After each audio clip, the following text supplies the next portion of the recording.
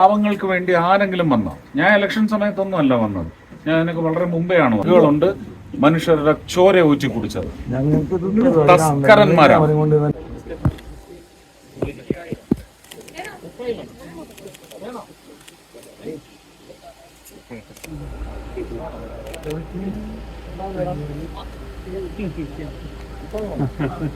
അവിടെ പോണോ?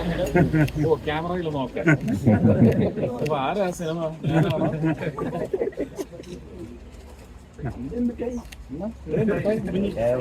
ക്യാമറ നോക്കാം.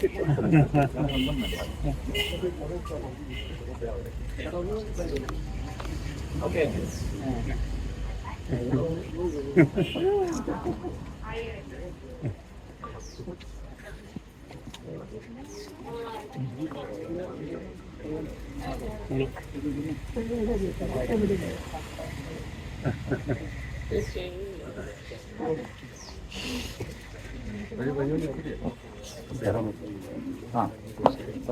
സുരേഷ്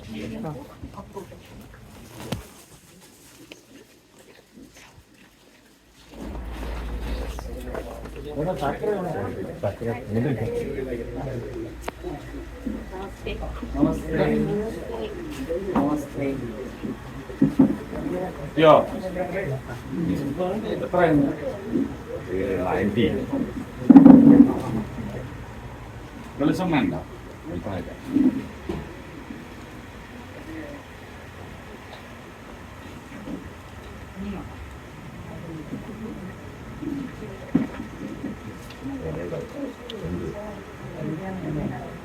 അതാണ് മുതലാളി.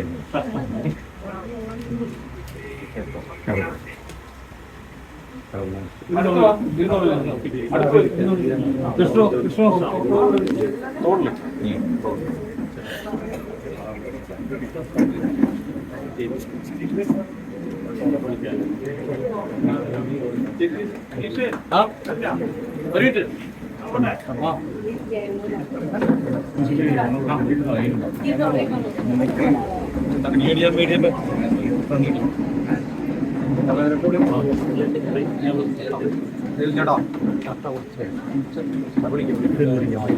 രണ്ടോ വെള്ളം ഒഴിച്ച് ഡെയിലി പല്ല് തേക്കുന്നതിന് മുമ്പ് പോയി ഇത് ചെയ്യണം. അപ്പൊ അത് ശീലമാണ്.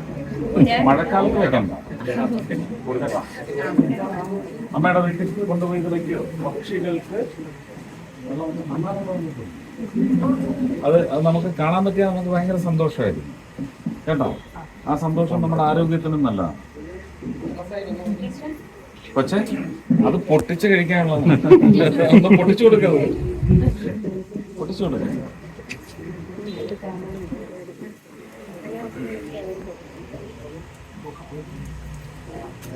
ആ പ്ലാസ്റ്റിക് താഴെ ഒന്നും ഇടണേ. താഴെ വീണ് ഒരു കഷ്ണം വീണ് മടിയിലോട്ട് വീണു. ഡസ്റ്റ്ബിന്നിലിടണേ. മണ്ണിൽ പോയി. അപ്പോ ഇത്തവണ എന്താ ചെയ്യാൻ പോന്നെ? ഞാനുണ്ട്. എന്താ ചെയ്യാൻ പോന്നെ? ആർക്കാ വോട്ട്? ഉറപ്പായിട്ടും വേണം. ഇത്തവണ ജയിപ്പിച്ച് വിടുന്നത് നിങ്ങളുടെ ഗുണത്തിലേക്ക് വരണം. കഴിഞ്ഞ 5 വർഷം വന്നോ എന്ന് പരിശോധിക്കുക. അതിന് മുമ്പത്തെ 5 വർഷം മറ്റവര് ഭരിച്ചപ്പോഴും വന്നോ എന്ന് പരിശോധിക്കുക. എന്തായാലും അതിനേക്കാളൊക്കെ വളരെ ഭേദപ്പെട്ട രീതിയിലായിരിക്കും. അതിനപ്പുറം ഞാനൊന്നും പറയുന്നില്ല. അത് അവർക്കും അറിയാം നന്നായി. പിന്നെ അത് ഒരിക്കൽ ഇങ്ങോട്ട് വിട്ട് കിട്ടിയാൽ പിന്നെ അവർക്ക് ഒരിക്കലും ഇനി ജന്മം തിരിച്ചു ചെല്ലില്ല എന്നും അവർക്ക് നന്നായിട്ട് അറിയാം. അതുകൊണ്ടാണ് ഈ ഓരോ കള്ളത്തരങ്ങളൊക്കെ പറഞ്ഞ് ഉന്നയിച്ചത്. ഈ വന്ന് സംസാരിക്കുന്നവരുടെ അടുത്ത് ഇത്രയും ചോദിച്ചാൽ മതി. ഈ പാവങ്ങളുടെ പണം മുഴുവൻ ഊറ്റിക്കുടിച്ച ഒരു കരുവന്നൂരുണ്ട്. ഒരു കരുവന്നൂരില്ല.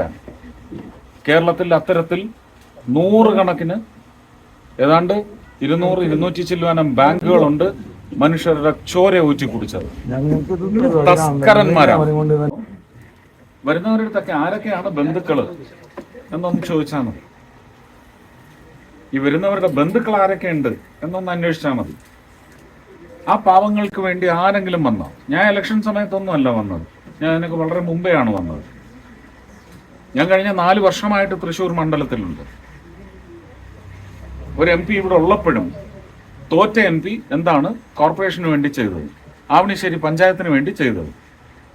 എന്തായാലും തോറ്റുപോയ ആൾ അത്രയും ചെയ്തിട്ടുണ്ടെങ്കിൽ ജയിപ്പിച്ച് വിട്ടാൽ അതിന്റെ എത്ര മടങ്ങായിരിക്കും നിങ്ങൾക്ക് അതിന്റെ ഗുണം ഉണ്ടാവുക എന്നുള്ളത് ഊഹിച്ചാൽ മതി. പോരെ? അപ്പൊ എന്താ, ജയിപ്പിക്കല്ലേ? ഒരു ജീവനല്ലേ, നല്ല ബലത്തിൽ പറയണം, ജയിപ്പിക്കല്ലേ? Thank you.